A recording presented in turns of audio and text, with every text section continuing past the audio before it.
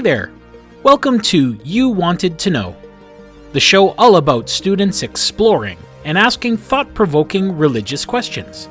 I'm Mr. N, and let's dive deep together into the realm of faith and spirituality. Hey, Mr. Norino, we were just wondering, why are saints called saints? And do all saints have holidays? Thanks for your awesome questions, Spencer and Chloe. I think we'll start with yours, Spencer. Why is a saint called a saint? Well, the very brief answer is that it comes from Latin, which came from Greek, has its roots in the Holy Bible. The word saint itself comes from the Latin word sanctus, with the Greek equivalent being hagios, or holy.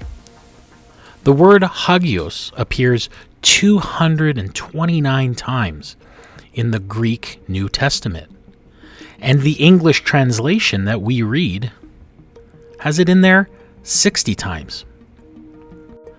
The word sanctus was originally a technical one in ancient Roman religion. But due to Christianity and the modern world, saint is now also used as a word for someone who is worthy of being venerated for their holiness or sanctity in all religions. There are lots of other ways that we recognize these types of people in major religions all over the world. In the Jewish religion, somebody would be referred to as a Hasid or Tzaddik. In Islam, they're called a Wali.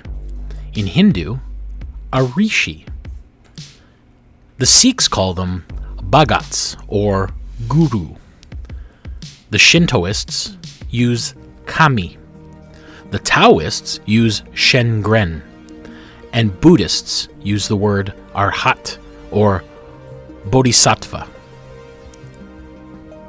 Depending on the religion, saints are recognized by churches or religious organizations, just like we do in the Catholic faith, or just by people agreeing that an individual is worthy of being called one of those words. Many other religions use similar criteria when deciding if a person is worthy of veneration or honor. Across all cultures, saints are usually an exemplary model, an extraordinary teacher, a wonder worker or source of some benevolent power, an intercessor, a life often refusing material attachments or comforts, and a possession of a special relation to the holy. So why are they called saints? Because they're special. The word that came from Latin, known as sanctus, slowly changed until in English we use the word saint. Okay, Chloe, on to your question.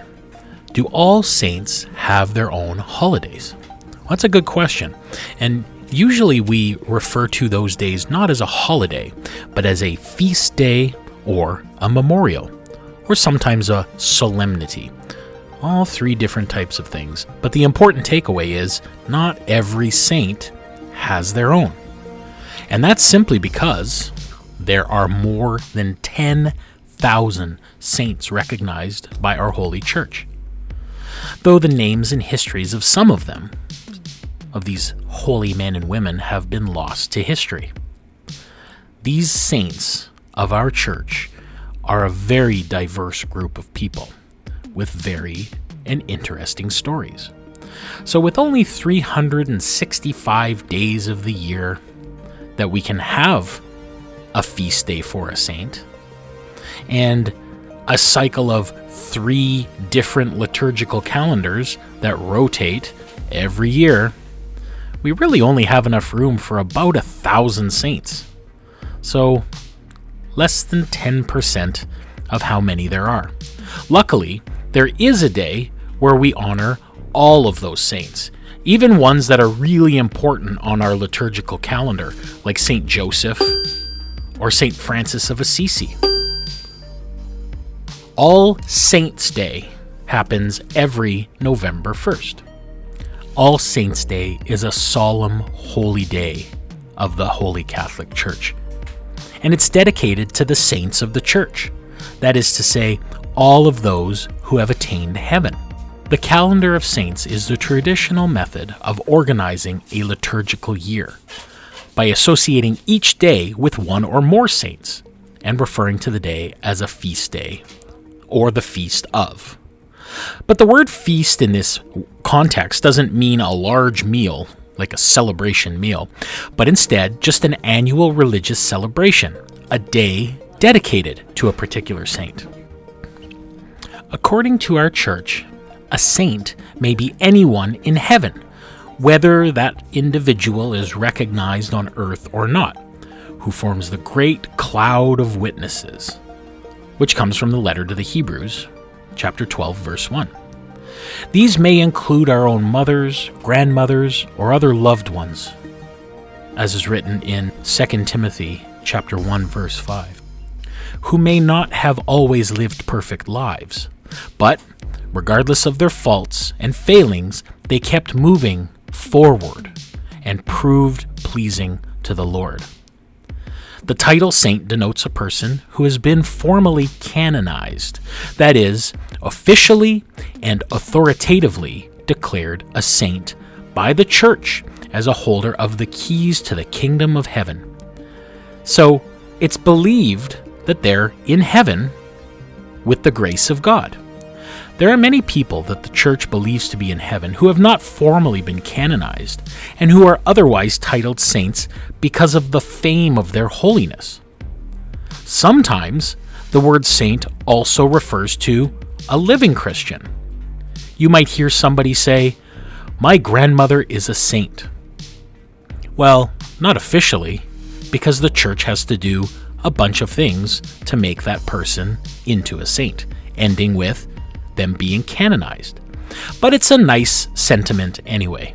Somebody's grandmother is so nice and so generous and so holy that we recognize already, while they're still alive, that they're a saint.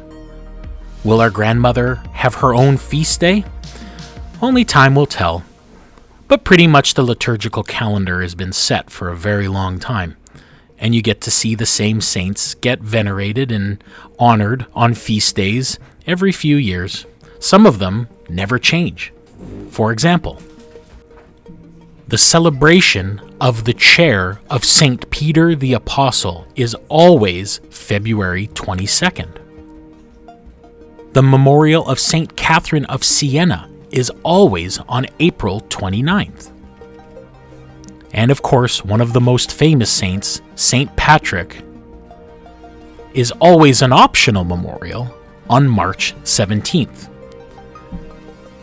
These dates may move slightly depending on whether or not it falls on a Sunday or a Saturday, but traditionally they stick to the same dates every year, no matter which of the 3 cycles we're utilizing.